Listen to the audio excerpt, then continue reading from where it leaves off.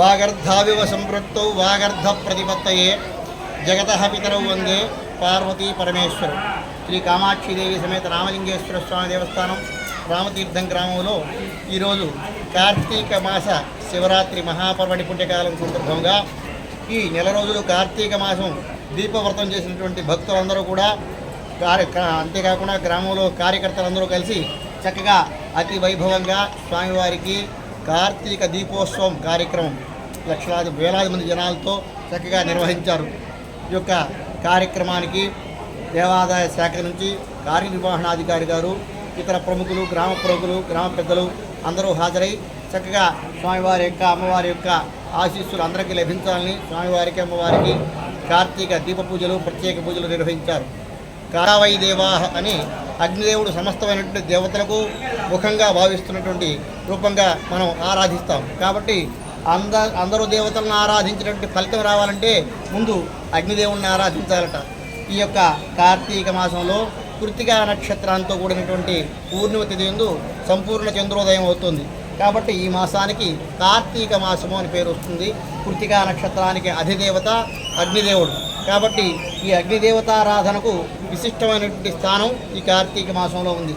యజ్ఞయాగాదులు మొదలైనటువంటి దైవానికి కార్తీక మాసంలో విశేష పుణ్యదాయకంగా శాస్త్రాలు. అయితే ఇది యజ్ఞయాగాదులు వైదికానికి అంటారు. లౌకికానికి అంటే సమర్థమైనటువంటి జనులు ఆరాధింపేటువంటి స్వరూపాన్ని లౌకికానికి అంటారు. యజ్ఞయాగాదులతో కూడా అందరూ చేసేటువంటి శక్తి కలిగిన వాళ్ళు. ఎందుకంటే సమయాది సంస్కారం కలిగిన వారు మాత్రమే పంచాగ్నిహోత్రులుగా ఉంటారు. అట్లా కాకుండా సమర్థమైనటువంటి జనులు ఆరాధించినటువంటి ఏదైనా ఉందంటే అది దీపస్వరూపం దీపలక్ష్మి.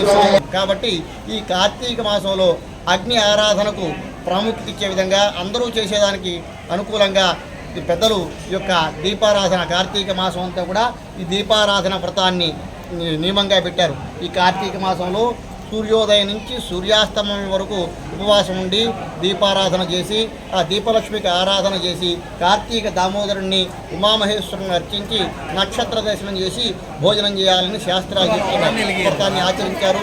29వ రోజు మాస శివరాత్రి సందర్భంగా ఈ దీపోత్సవాన్ని నిర్వహించి స్వామివారి అమ్మవారి యొక్క విశేషమైన పూజలను నిర్వహించి స్వామి అమ్మవారి యొక్క విశేషమైన కృపకు పాత్రులయ్యారు.